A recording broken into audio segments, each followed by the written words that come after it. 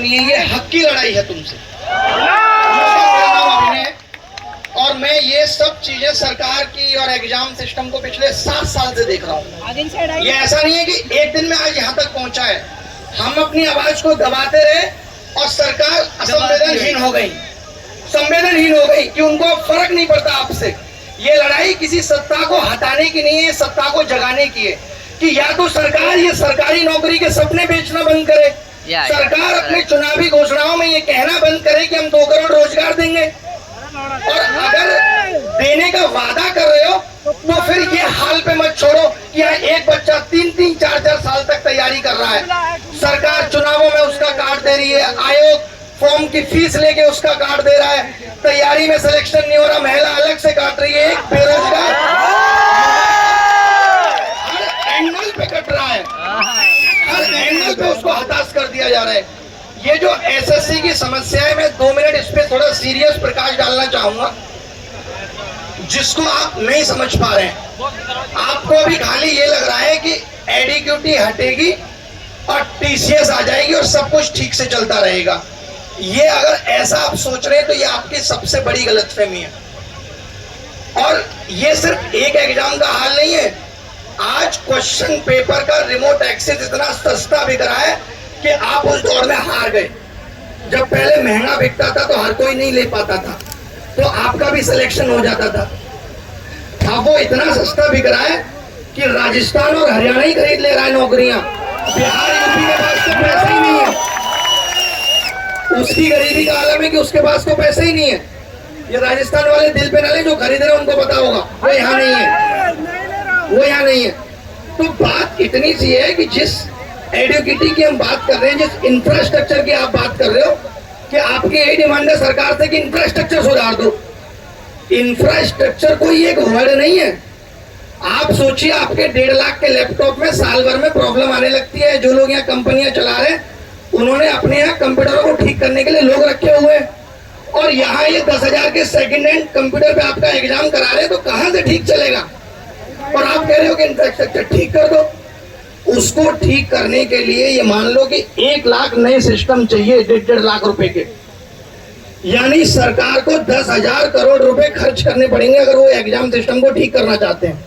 मगर सरकार के एजेंडा में ये है ही नहीं। उनको तो ये सरकारी नौकरी एकदम खत्म करनी है। वो कहते हैं हमें group B, group C, group D को नौकरी देनी नहीं है।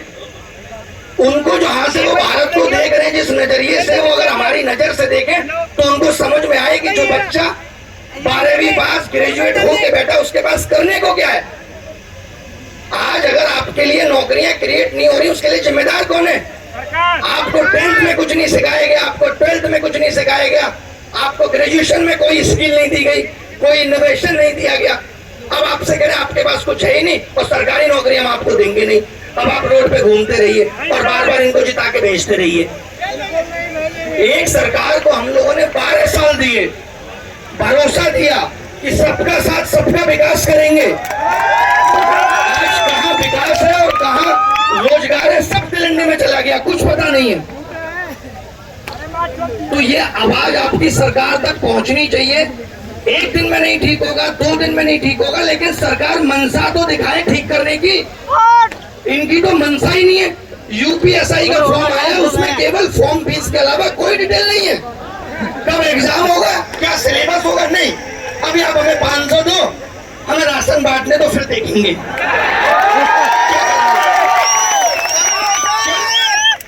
क्या सरकारें, आयोग सिर्फ जो युवा इनसे नौकरी की तलाश में आया था उसको इन्होंने कारोबार बना दिया है?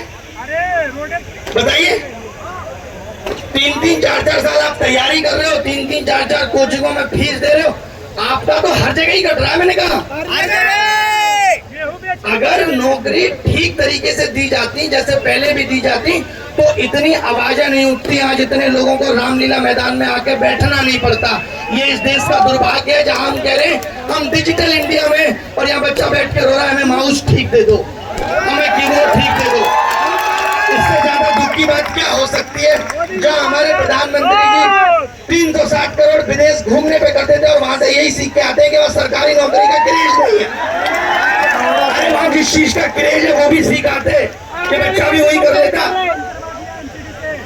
बाकी और भी बहुत लोग हैं जो अपनी अपनी बातें रखेंगे, वक्त बहुत कम है, लेकिन जिंदगी को जीते रहिए और उम्मीद रखिए, उम्मीद से बड़ा कुछ नहीं है। यहाँ पे भी लोग आपको पूछेंगे कि क्या आपको लगता है, टीचर्स को भी पूछेंगे, मीडिया वाले, क्या आपको लगता है कि सब ठीक हो जाएगा? तो ना हम भगवान है ना आप। हमारी कोशिश है कि सरकार तक आवाज पहुंचाएं और सरकार इसको संज्ञान में ले और इन चीजों को ठीक करे। जो अत्याचार आपके साथ हो रहा है कि नौकरी के नाम पे सिर्फ धांधली, paper leak, server crash, technical glitch, कुल मिलाकर जिस भी स्टेज पे जितने भी बुरी तरीके से आपको तोड़ा जा सकता है, वो सब कोशिशें सरकार की और आयोगों की मिलकर के हैं। आपको इतना हरा देंगे कि आपको किसी जीत में फिर कभी स्वाद ही ना आए। धन्यवाद।